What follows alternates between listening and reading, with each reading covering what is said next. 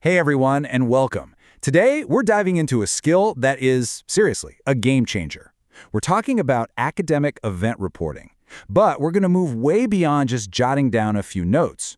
We're going to learn how to craft reports that are so powerful they actually help build an institution's memory. So, let's jump right in. Okay, first things first. We need a bit of a mindset shift. An event report, it's not just some assignment you hand in. You got to think of it more like a historical ledger. Seriously, every single report you write is a deposit into your institution's intellectual capital. You're creating this durable, official record that people can look back on for years. You know, this quote really just nails it.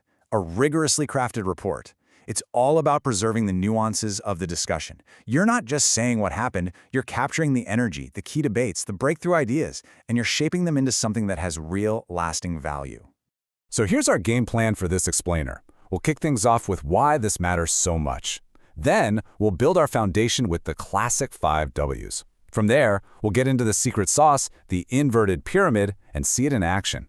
We'll wrap up with a step-by-step guide and a new way to think about your role in all this. All right, let's get into it. Moving beyond summaries. The goal here is to completely shift your thinking. Forget just making a list of who spoke and what they talked about. We're aiming to transform all that raw data, the quotes, the stats, the big ideas, into a cohesive story, a narrative that actually analyzes what happened. And you know, any good story has to start with a solid foundation.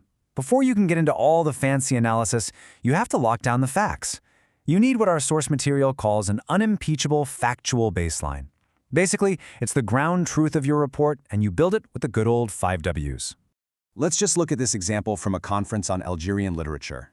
For who, see how it's not just the university, it's the key speaker, Dr. Amin Zawi, and even the number of attendees.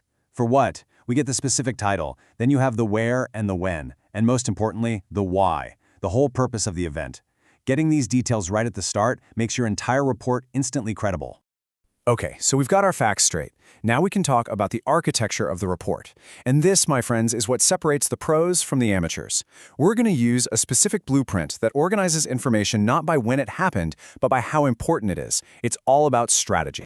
And that model is the inverted pyramid. The name sounds kind of formal, but the idea is super simple. You put the most important, most impactful stuff right at the very top. Why?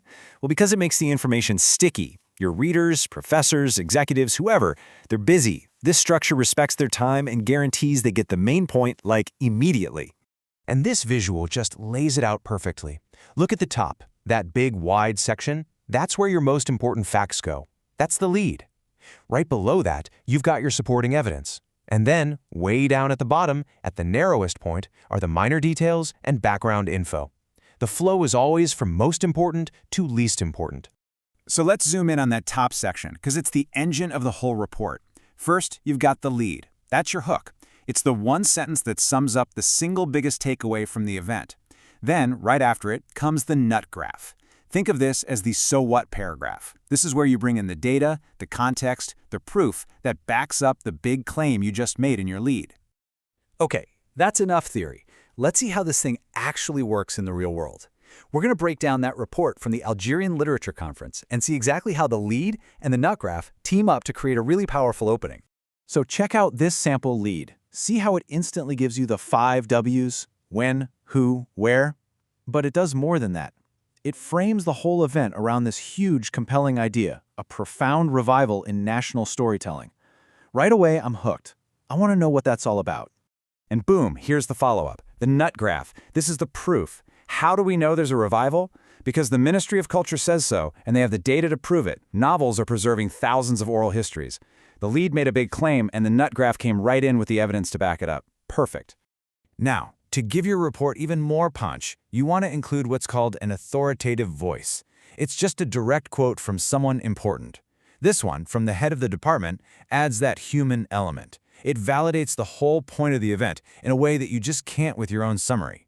It's firsthand proof of the impact. All right, we've got the structure down. Now, let's get practical.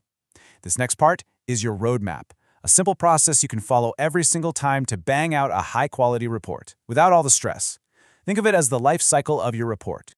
So here it is, 6 simple phases. 1. Do your homework. Research the 5 Ws and speakers before you even go. 2. During the event, be an active listener. Grab those key moments and direct quotes. 3. Afterwards, figure out your main takeaways. Just ask yourself, what were the 3 most surprising things I learned?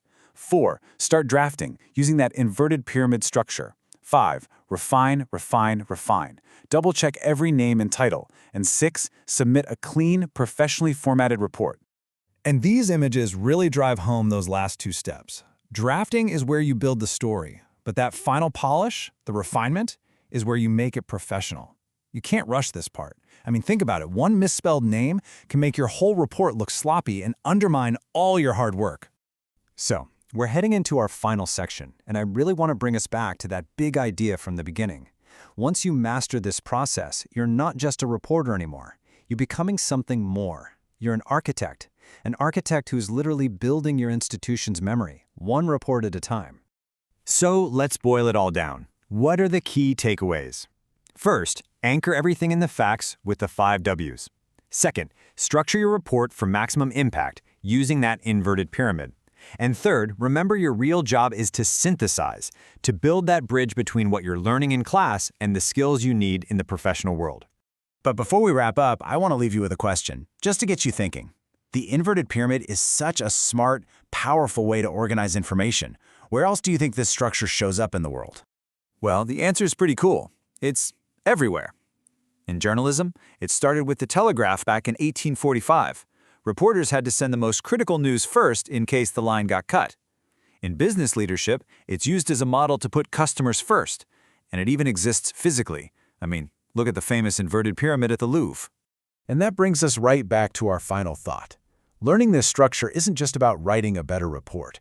It's about learning to think clearly, communicate effectively, and prioritize what really matters. You, the reporter, really are the architect of institutional memory.